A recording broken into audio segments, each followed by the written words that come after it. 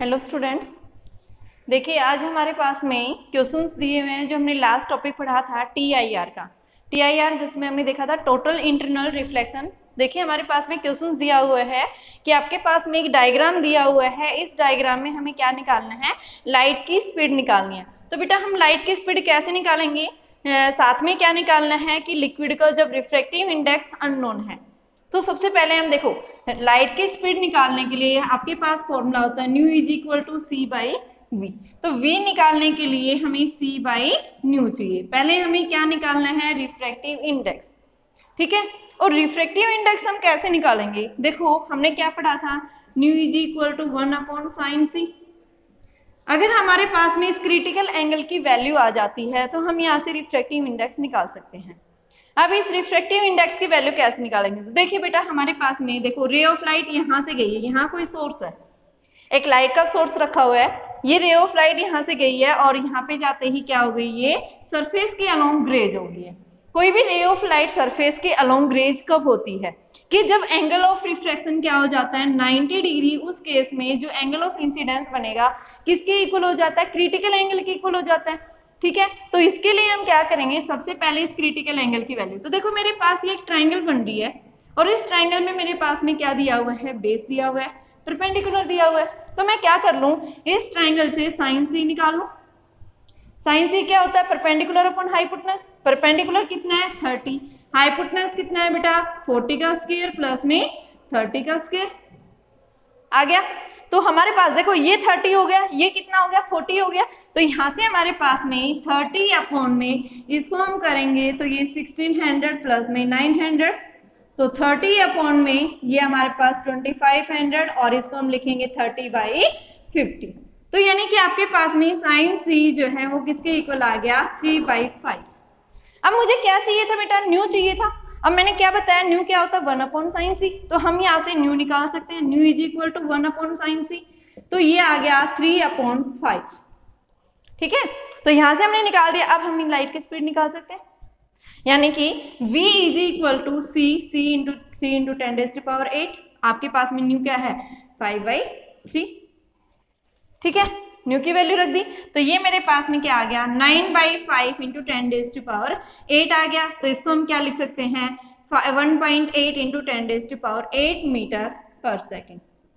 यही आपसे पूछा था, calculate the speed of light in the medium. जब आपके पास में इस मीडियम का रिफ्रैक्टिव इंडेक्स कैसा है, अननोन है यानी गिवन नहीं है, उस केस में हम निकालेंगे इसको। देखिए बेटा सेकंड क्वेश्चन आपके पास दिया हुआ है कि एक रे ऑफ लाइट है, एक हॉरिजॉन्टल सरफेस के ऊपर क्या कर रही है, इंसिडेंट हो रही है। मान लो ये मेरे पास में क्या है, ग्लास स्लैब है, इस ग्लास स्लैब के ऊपर कोई भी रे ऑफ लाइट क्या कर रही है, फॉल कर रही है। ठीक है, तो यहाँ पे क्या है कि इसने एंगल बनाया 70 डिग्री के एंगल से क्या हो रही है, ये जस्ट फॉल कर रही है। अब क्या हुआ इसका कि just graze the adjacent vertical. इस लाइन को ध्यान से समझिए, क्या बोल रहा है कि इस रे ऑफ लाइट यहाँ से जैसे रिफ्लेक्शन होगा तो ये जो इसका एडजेसेंट वर्टिकल फेस जो है इसके साथ में क्या होगी, रे ऑफ लाइट ग्रेज होगी, उसके अलोंग चली गई है। तो यहाँ पे हमने क्या दिखाया, सबसे पहले रिफ्लेक्शन दिखाया, जैसे ही रे ऑफ लाइट जाके गिरेगी तो यहाँ पे क्या बनेगा, नॉर्मल बनेगा। नॉर्मल के साथ जैसे क्या होगा, ये सरफेस के अलोंग क्या हो जाएगी, रे ऑफ लाइट ग्रेज हो जाएगी, यानी इसके अलोंग चली जाएगी। तो हमने क्या पूछा यहाँ से कि क्रिटिकल एंगल निकालिए, साथ में रिफ्रैक्टिव इंडेक्स। सबसे पहले में क्या निकालना है, क्रिटिकल एंगल। ठीक है, तो मैंने क्या किया इसके लिए, सबसे पहले इसी पॉइंट के ऊपर स्नेल्स लॉ लगाऊंगी। स्नेल्स लॉ निकालने से पहले हम क्या लिखेंगे, देखो हमारे पास ये एक राइट एंगल ट्राइंगल बन रही है। इस राइट एंगल ट्राइंगल में मैं क्या लिखूंगी, ट्राइंगल के तीनों एंगल्स का सम क्या होता है 180 होता है। तो हमने क्या लिखा, r + c + 90 is equal to 180। तो r + c क्या हो गया 90, तो c की वैल्यू 90 - r आ गई।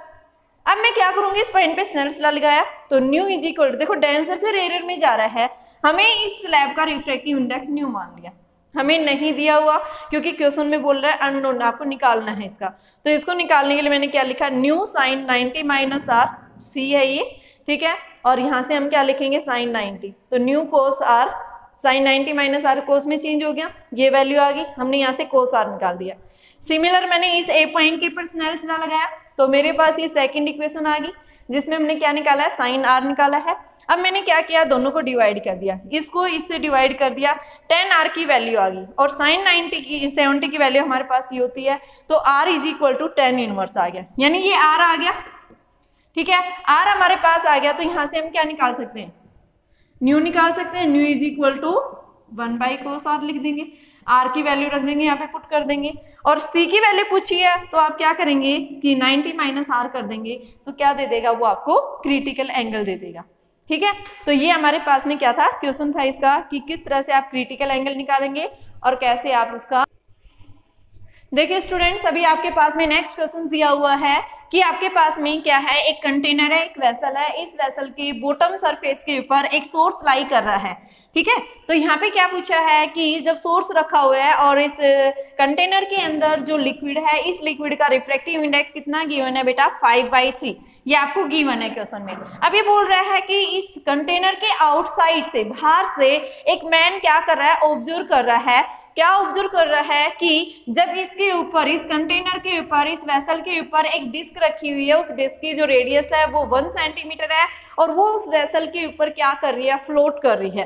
तो आपको निकालना क्या है कि जब उस डिस्क का जो सेंटर है वो जस्ट सोर्स के ऊपर लाई कर रहा है।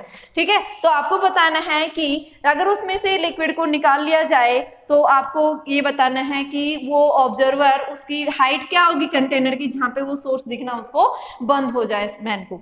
ठीक है ना, कि मैन को ये सोर्स दिखना बंद हो जाए। What is the height of the container, यानी कि जहां तक लिक्विड फिल किया हुआ है। तो उसके लिए हम क्या करेंगे, सबसे पहले मैंने क्या माना कि बॉटम सरफेस में मैंने एक सोर्स मान लिया, लाइट का सोर्स है यहाँ पे, यहाँ से रे ऑफ लाइट नॉर्मली गई। ठीक है, अब दूसरा हम बता रहे हैं यहाँ से क्या, किसी एंगल के साथ गई। तो जैसे ही बेटा ये क्या होता है, देखो बाहर दिखना कब बंद हो जाता है कि जब रे ऑफ लाइट सोर्स से गई है, अगर वो क्या हो जाती है, सरफेस के अलोंग ग्रेज हो जाती है, तो यानी बाहर जो आउटसाइड मैन देख रहा है उसको दिखना क्या हो जाएगा, बंद हो जाएगा। ठीक है, तो हमने क्या माना कि जैसे ही सरफेस के अलोंग ग्रेज हो गई है तो उसकी हाइट मैंने वेसल की क्या मान ली, h मान ली।